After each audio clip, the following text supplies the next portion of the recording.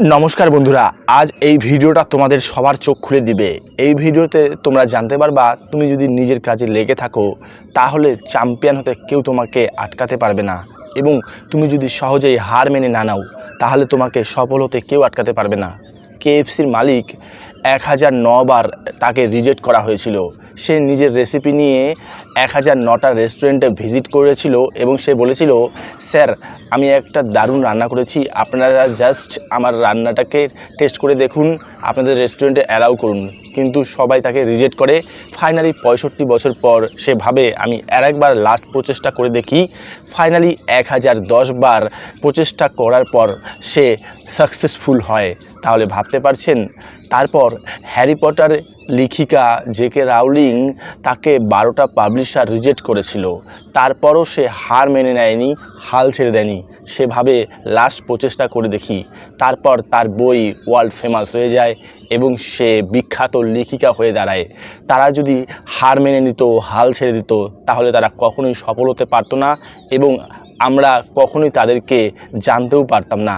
তাই বন্ধুরা, কখনোই হার মেনে নেবেন না। যাই হয়ে যাক, লেগে থাকুন এবং বিশ্বাস রাখুন আপনিও সফল হওয়ার যোগ্য, আপনিও অনেক বড় মানুষ হওয়ার যোগ্য।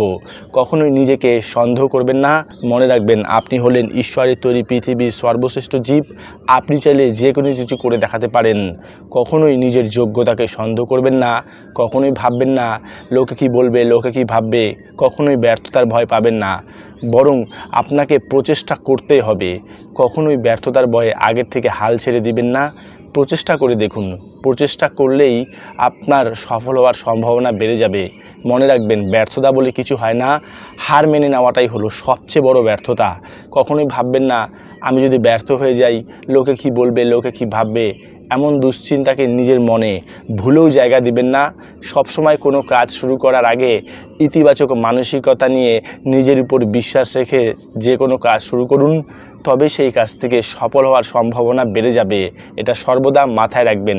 কোনো কাজ শুরু করার আগে নিজেকে বলুন, আমি সেই কাজটা অবশ্যই ভালোভাবে সম্পূর্ণ করব এবং সেই কাজটা শুরু করে আমি অবশ্যই সফল হব। তাহলে দেখবেন সেই কাজটা শুরু করতে আপনার ইচ্ছে হবে এবং সেই কাজটা সহজেই আপনি শুরু করতে পারবেন।